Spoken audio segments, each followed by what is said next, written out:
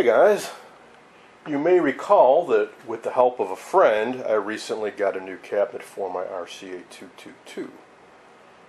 Well, when he told me he could help me out and arrange for shipping from South Carolina to Chicago, I kind of half-jokingly said, hey, you did me a favor, I'll do you a favor, I'll restore one of your TVs. No charge. Well, this is what he brought me. Now, we had talked about this set before. In fact, he had once listed this for sale, I think on eBay or Craigslist, maybe both. And I had seriously considered getting it. So here's the whole background, as near as I can remember. He found it, I think, in an alley, and the copper scrappers had gotten to it. And they necked it, they broke the neck off the picture tube, and took the yoke. But the rest of it is in decent condition. He still has the cabinet, so I can't show it to you, but I'll include a photo.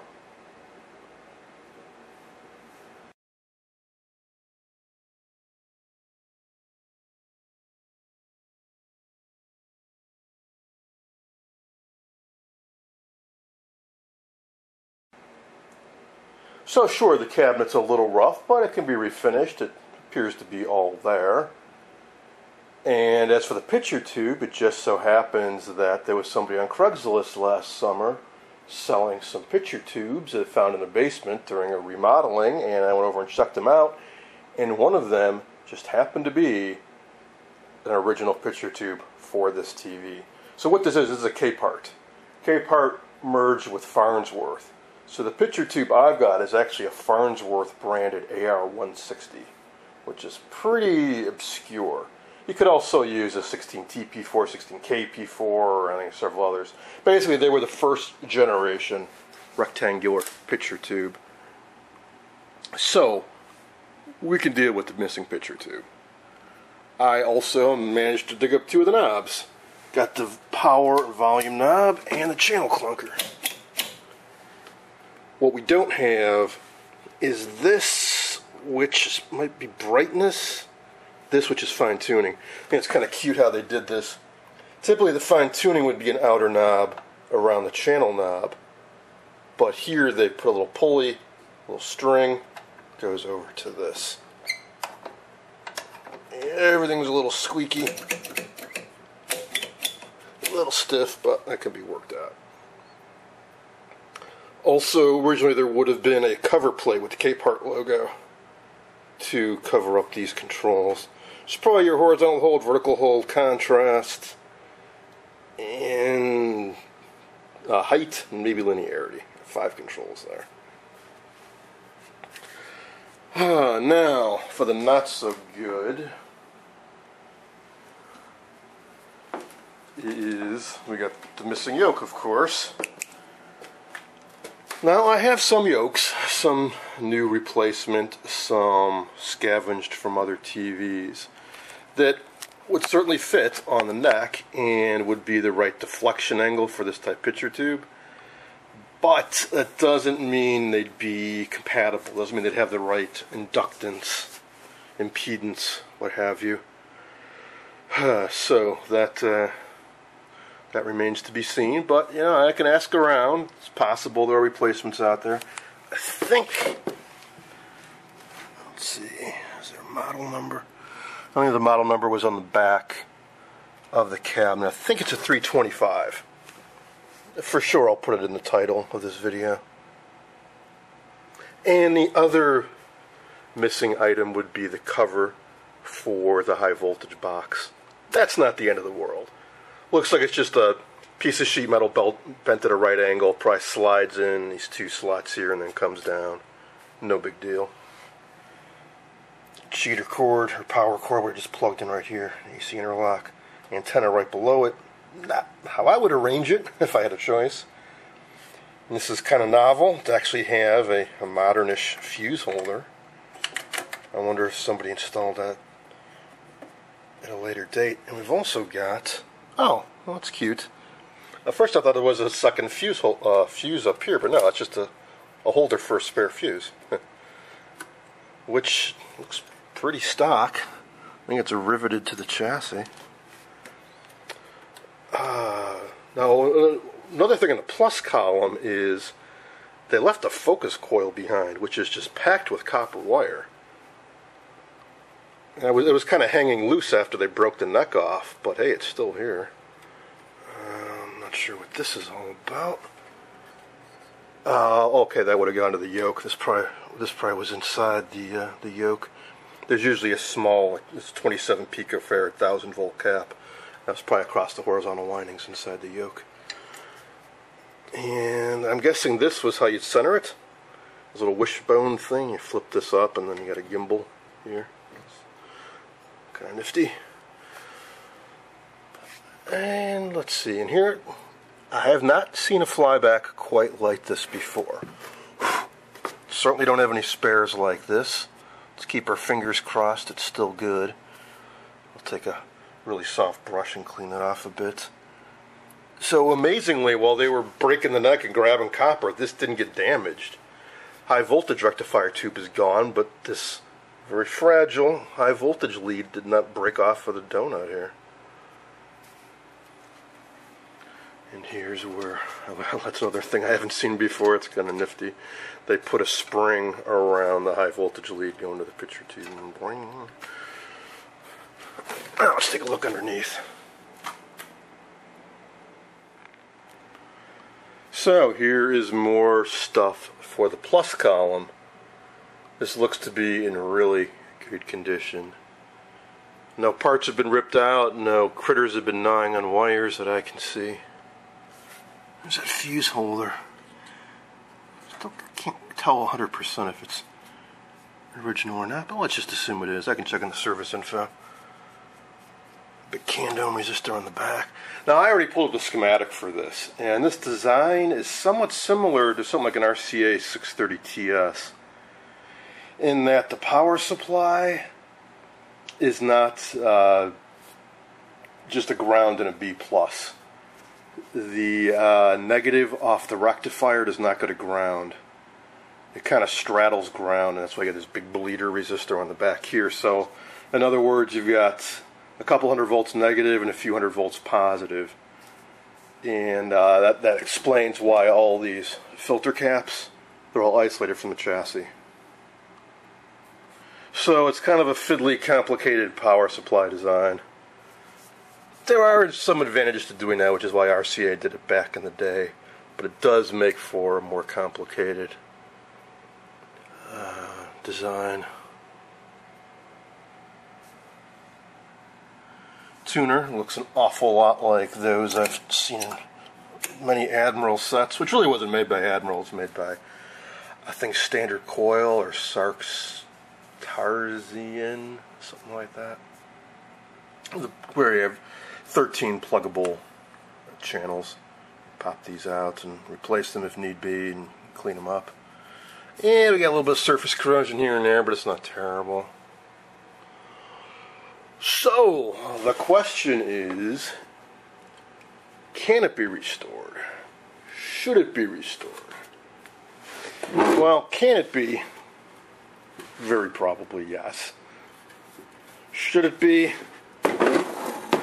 Well, yes, if power transformer's okay, and I can find a yoke and the flyback's okay, or I can find a replacement flyback. Now, it's entirely possible when I put out the feelers to the other collectors that somebody's got a spare chassis lying around, and I can get all the parts I need. I don't know. Capeharts are definitely very uncommon, if not downright rare, outside of the Midwest. They were made in Indiana, and I wouldn't say they're common around here in the tri-state area, Illinois, Indiana, Wisconsin, but I've seen a few. I've probably seen half a dozen in the last 5 years or so. It's similar cabinet with the two doors. So they are out there. So yeah, I'm gonna post this video, post some photos, and ask around and see what the general consensus is. Now, what I can tell you is when this was up for sale a few years ago, I posted a link to it on Video Karma, and I said, hey guys, what do you think? Should I get this TV? Is it worth trying to restore? And they all said no.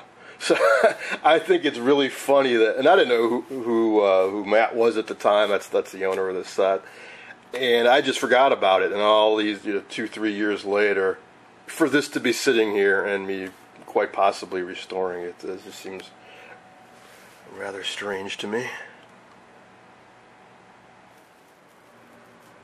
Now that's not all he dropped off. While he was here, he also gave me some parts.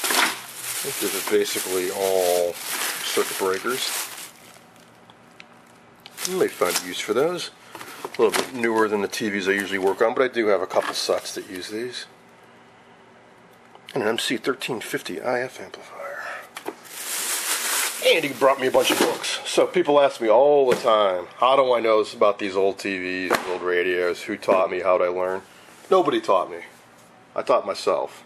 And indirectly, others taught me just from being online and reading all the restoration forums and watching YouTube videos and whatnot. But mostly, what I know is from reading books, lots of books. And these are some good ones. So, Beginner's Guide to TV Repair, 2nd edition. And these are all books I don't have, which is nice. I've got a decent collection, and I was surprised that he could have a pile of books that I've never seen before. And most of these are the right type of vintage, covering tube sets from the late 40s and 50s.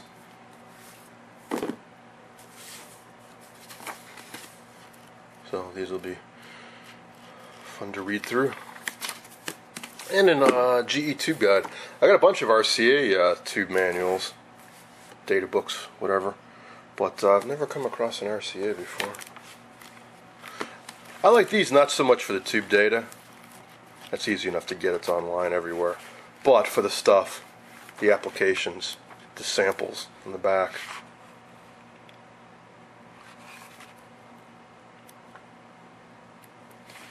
Some of these are pretty basic, and it's a good study to learn how some basic circuits work. And if you were so inclined, you could try building one of these.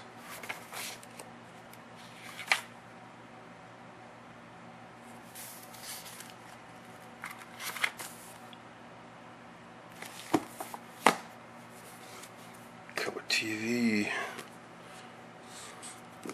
Is it a Nixie tube multimeter? Yeah, those are fun. It's like a B&K, I think it might be a 1075.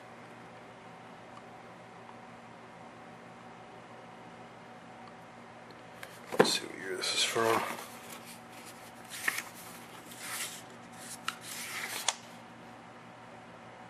Oh, newer than I thought. First printing 72, second 73.